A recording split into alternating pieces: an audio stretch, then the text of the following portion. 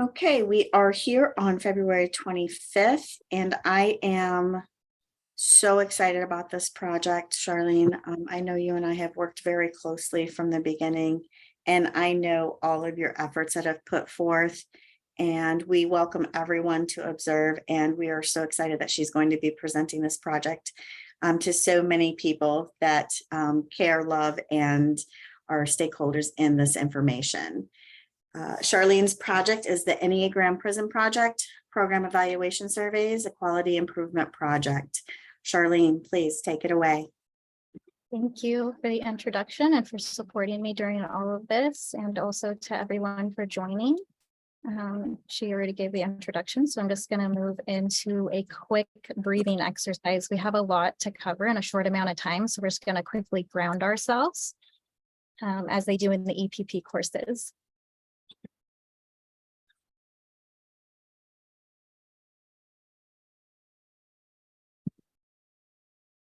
The U.S. is #1 in incarceration rates, with around 2 million people living in jails and prisons. Recidivism rates have been reported at over 80%, but tend to be lower for those who engage in educational programming. Interestingly, the first educational programs in American prisons began in the early 1800s with the goal of enabling spiritual enlightenment. In 1876, the first major rehabilitation education program was initiated. It wasn't until the 1930s that most prisons offered them. Studies have found a reduction in recidivism, fewer disciplinary violations, and increased ability to respond to conflicts intellectually and verbally rather than with violence, suggesting educational programs may mitigate security risks by increasing critical thinking and reflection, in addition to reducing costs and promoting literacy skills. While education is helpful, untreated trauma symptoms contribute to high rates of incarceration and recidivism. Incarcerated populations report significantly higher adverse childhood experience scores, or ACEs, across all categories, and a significant link between ACEs and antisocial behaviors, mental health issues, and physical problems has been identified. Trauma healing can be supported by recognizing the role trauma plays, acknowledging its impact on an individual's emotional, physical, and behavioral health, and adopting trauma-informed practices. A trauma-informed approach includes services and organizational cultures that realize the widespread impact of trauma and understand potential paths for recovery, recognize the signs and symptoms of trauma in clients, families, staff, and others involved with the system, respond by fully integrating knowledge about trauma into policies, procedures, and practices, and seek to actively resist re-traumatization. It reflects adherence to SAMHSA's 6 key principles, which you can see displayed on the screen.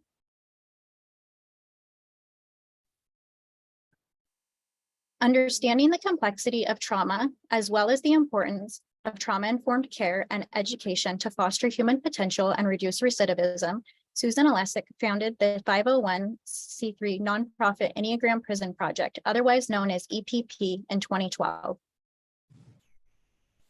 In her 2017 TEDx talk, she described how her experiences with trauma and prison led to the formation of this organization. When Susan was 5 years old, her mother took her own life. Susan decided that her mother's decisions must have been because of her. She spent the next 3 decades believing that if she was, quote, good enough, horrible things wouldn't happen. This became her own personal prison. After having children of her own and enrolling in a parenting course, she was introduced to the Enneagram. Susan explained how this incisive psychological tool is taught at places like Stanford and Harvard, and then it showed her that our neurological organization is so patterned that we are actually predictable. Like a map of ego structures, this tool points out the cognitive, emotional, and behavioral strategies all of us use to survive our childhoods. After being certified, Susan was invited to teach the Enneagram inside a prison in Texas. Witnessing the profound changes in the incarcerated men working with this self-awareness tool changed the trajectory of her personal and professional life. Susan knew self-study and self-regulation were important elements for transformation, but eventually it became apparent how trauma resolution and recovering the emotional losses of childhood are also crucial. EPP helps people excavate the highest parts of themselves from the lowest places in their past. Over the past 10 years, Enneagram Prison Project has blossomed into a paradigm-shifting model of self-awareness education with chapters across the country and affiliates around the world. They offer a paid workforce of group-facilitated, trauma-informed educational programming with the intention of enabling students to understand, embrace, and change attitudes and behaviors. EPP also provides currently and formerly incarcerated students with a community to join and an opportunity to become ambassadors to the program. So some of you may be wondering what the Enneagram is. This is the symbol of the Enneagram. It's a 9-pointed figure inscribed in a circle. The words Enneagram comes from 2 Greek words, Ennea meaning 9 and gram meaning drawing or figure. 9 personality types are organized around the 9 points of the symbol, representing the 3 centers of intelligence, body, heart, and head. Together, these factors convey a system of knowledge about 9 ways of seeing and experiencing the world through 9 distinct but interrelated personality types. It also identifies how childhood wounds or trauma can unconsciously affect the trajectory of one's life and often play a role in the development of behaviors and fixations. The Enneagram assists in identifying how these wounds are intertwined with one's most intimate and deepest pain and aids in self-transformation. Clinical literature cites the use of Enneagram in encouraging clients to take ownership over their healing process. The purpose of the Enneagram has 3 stages. The first is self-observation, leading to self-understanding and self-awareness. It is associated with identifying behaviors and fixations and understanding why one possesses them. The second stage is understanding others, which involves cultivating awareness of one's similarities and differences pertaining to behaviors and fixations. And the third, and arguably the most important stage, is awareness and presence. In this stage, behaviors and fixations are transformed. The origin story of the Enneagram is complicated and unclear. The symbol appeared as far back as 2500 BC within Babylonian and later Middle Eastern wisdom traditions. The modern Enneagram is a personality tool derived from ancient wisdom traditions combined with modern psychology. In a systematic review of Enneagram literature, consisting of 104 independent samples, the 2 most widely used measures produce mixed evidence of reliability and validity. Adequate retest reliabilities and adequate to good internal consistencies were demonstrated. All right, now that you're up to speed on the history and the background, let's dive into the data. EPP created their own pre, post, and satisfaction surveys with the intention of evaluating their program. They issued these surveys to all participants. Participation was requested but not required. These surveys are structured around the 8 domains of the curriculum. In September of 2022, EPP shared a de-identified data set with me to be evaluated. I've been doing a lot of talking, so I put the 8 domains up for you and you can read them yourselves.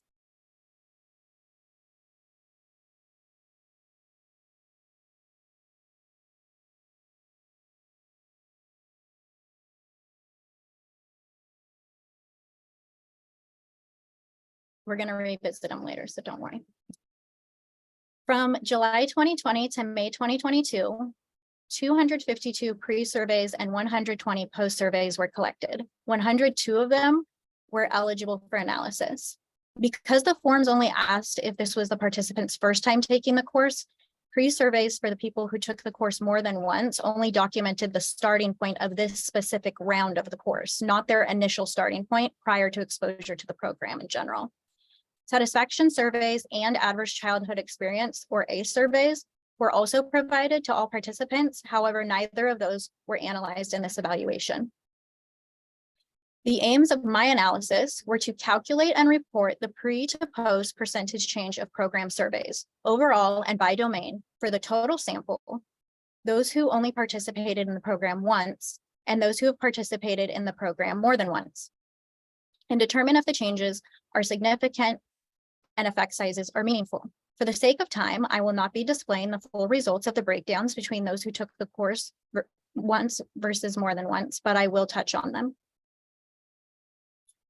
Participants were incarcerated across 3 men's facilities in California. Their ages ranged from 19 to 70, with the average being 40. Of the 102 people whose surveys were analyzed, 20 of them were taking the course for the first time. Racial and ethnic identity data were not gathered. Education levels varied, with 1/3 reporting a college degree. Descriptive statistics and a series of paired samples t-tests were completed using SPSS version 28.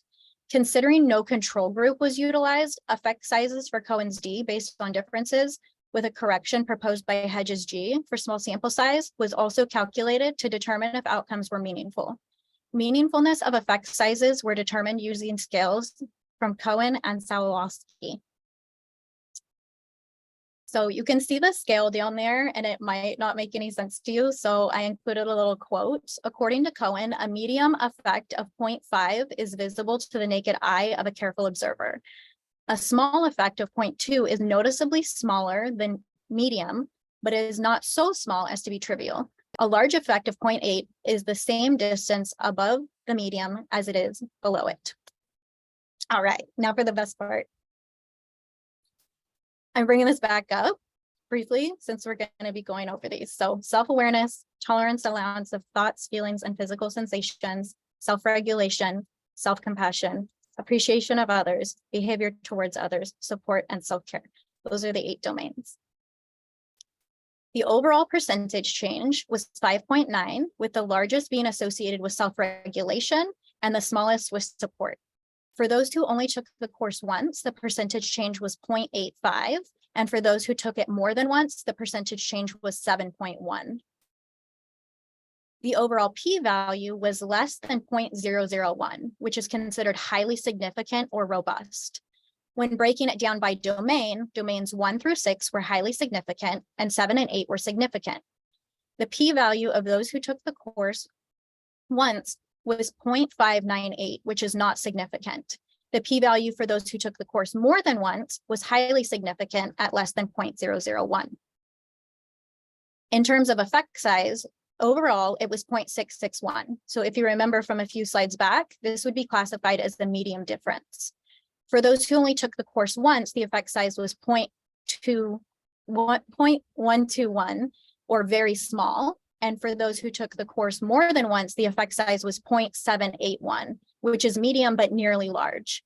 By domain, 2 and 4 demonstrated a medium effect size, 1, 5, 3, and 6 were small but nearly medium, and 7 and 8 were small. So what does that mean? In the total sample, domains 1 through 6 were highly significant with nearly medium and medium effect sizes, highlighting the strengths in the areas of tolerance and allowance of thoughts, feelings, and physical sensations, self-compassion, self-awareness, appreciation of others, self-regulation, and behavior towards others. Improvement in these domains involves the ability to notice and transform thoughts and feelings, accept challenging situations, and diffuse highly charged emotions, attain one's core sense of self, value differences, controlling one's behavior to act in a way that is consistent with one's values in the pursuit of long-term goals, and display pro-social behaviors. These skills embody fortitude, which is defined as the mental and emotional strength in facing difficulty, adversity, danger, or temptation courageously. They are associated with self-soothing, emotional intelligence, and the ability to respond intellectually instead of reacting instinctively. Moreover, they may contribute to safer, more harmonious environments for people residing and working in jails and prisons, as well as family and community members. Domains 7 and 8, which are support and self-care, were significant with small effect sizes, demonstrating changes that are noticeably smaller than medium, but not so small as to be trivial. It is worth noting that these surveys took place on the last day of courses and do not account for the support EPP offers after completion of the program, like reconnecting services. Reconnecting services includes welcome out interviews, weekly personal check-ins, 2 monthly virtual community meetings, professional support and guidance, and EPP ambassadorships, where formerly incarcerated people have the opportunity to contribute to the grander EPP community, represent EPP globally at conferences, engage actively in all aspects of growing and developing the organization, and become certified as paid guides. Given the low number of participants who only took the course once, it was not surprising to see the results were non-significant and very small. For the total sample of those who took the course more than once, results were highly significant and nearly large, suggesting that the number of times the course is taken does make a difference. Unfortunately, participants were only provided with the choice to indicate if they had previously taken EPP or not. limiting knowledge of how many times the course was taken, and original pre-surveys from initial time baselines were not collected for those who took the course more than once. Therefore, it's difficult to determine the point at which the number of times the course is taken changes from being non-significant to significant or highly significant. However, it is clear that there's a positive association between engagement in the EPP courses multiple times and the 8 domains the curriculum is structured around. The limitations of this analysis need to be considered when interpreted the findings. All the participants were residing in male facilities and self-selected in. There was no control group, no race or ethnicity demographics were collected. All surveys relied on self-reported perceptions. Attrition rates were not calculated. There was a substantial gap in the amount of pre-surveys compared to post-surveys due to factors such as release from jail, COVID-19, transfers to other institutions. There were some missing data in the paired surveys that were analyzed. There were no original pre-surveys for the people who took the course more than once, no distinction for the number of times the course was taken. There were small sample sizes, especially for the people who only took the course once. And there was no date on the post or satisfaction surveys. There was no long-term follow-up or documentation of recidivism rates. And there were very few ACE surveys with identifying information, and none of the ACE or satisfaction surveys were analyzed. So future recommendations involve dialing in data points and demographics on the surveys, considering linking ACE scores to program outcome surveys while remaining mindful of the delicate nature of these statements, reanalyzing larger samples, especially for those who have only taken the course once, analyzing samples from women's institutions, calculating attrition rates, exploring and analyzing the qualitative elements of the survey, performing a long-term follow-up to establish durability, integrating a measure to gauge the effectiveness of the community support that is offered after the completion of the courses, and attempting to document recidivism rates or program participants. Okay, we're done. Thank you to everyone. I appreciate all of you, and I am ready for your questions. Charlene, absolutely fantastic. And of course, coming in with the solutions and then those future implications is so incredibly important, being able to take the information and then apply it forward. I know you have quite a few stakeholders and like-minded individuals here with you. So I am going to open up the floor to questions. We have about 10 minutes. If anybody would like to ask Charlene some questions. I do have a question, if I can. So I'm curious about the content of the class. So it implies somehow that people learn more by going through it again. So it's not just repetitive, but I guess there are complicated concepts. So I'm curious if you could just talk a bit about how it is that it seems like multiple times going through the course is really helpful. I knew Doblin was going to come in here with some questions. This is my boss, everyone. He's always pushing me and helping me grow. So yeah, Rick, I think that if you remember back to that little slide that I made with the triangle that shows like self-awareness, and then it goes down to observing others and then self-transformation, and it kind of goes back up. So as you're starting to learn these things about yourself and observe these behaviors and interact, and then you're changing, then you're operating from a new place. And then from that new place, you begin doing this process over and over and over. So when you're entering the class the first time, you're at a different place than you are when you enter it the next time. You're understanding the concepts more deeply, and you're able to integrate them in other ways. That's my interpretation. Right. It's also interesting that people want to go through it multiple times. Yeah, it's a really good program. We actually have some of the ambassadors here who were incarcerated when they took the program and now represent it. So that's really great. Thank you for coming. That's wonderful. We're so grateful for all of you here supporting Charlene. I know the work that has gone behind this, so we're super grateful for everybody that has been a part and is here supporting her. Does anybody have any additional questions?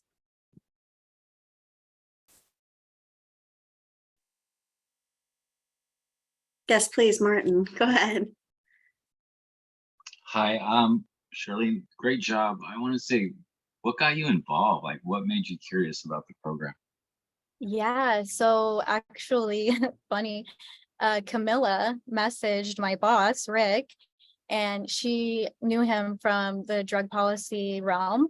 And she messaged him and said, "Hey, I'm no longer in the drug policy realm, but I'm linked up with this group, EPP, and I think you would find them interesting and there may be some crossover." And he didn't have time, but he was like, "Charlene's into this, you should talk to her."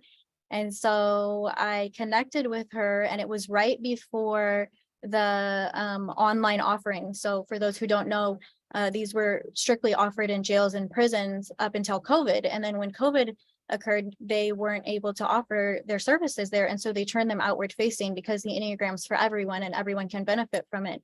And they started doing virtual offerings. So I ended up getting into that cohort. And once I started taking the classes, I was like, wow, this is so much of what I'm trying to achieve and the information that I want to work with and the population that I want to work with. And so I took that first class, then I took the second class, and then I entered the guide training program, and I was ready to start my apprenticeship, but I ended up doing my grad program instead. And I didn't want to lose my connection with EPP. So I asked them if I could do my capstone project on their data.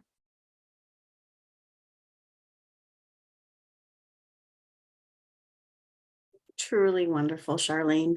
Does anybody, I don't want to not give anybody opportunity. Does anybody have any other questions? Looks like Sergio has his hand raised. Please feel free. Thank you, Charlene, for this wonderful presentation. I was wondering if you see any potential before or after psychedelic-assisted therapy for this program or the Enneagram as a method to help with self-reflection.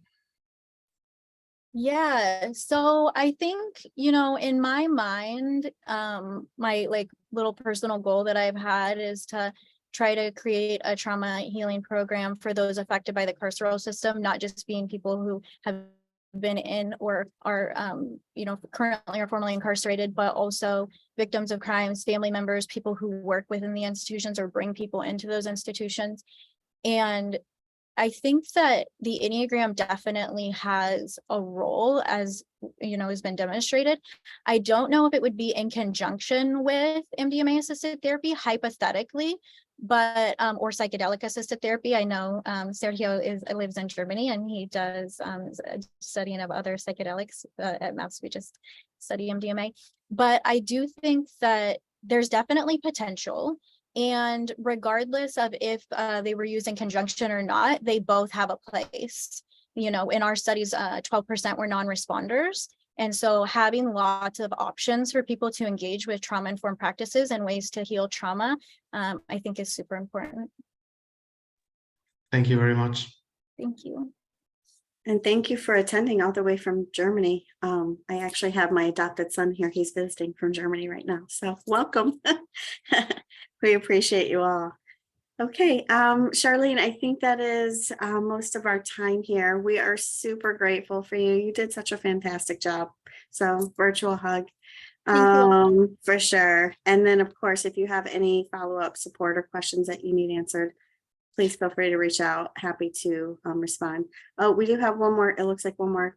Oh no, she's clapping. I thought it was one more question. Need better bifocals.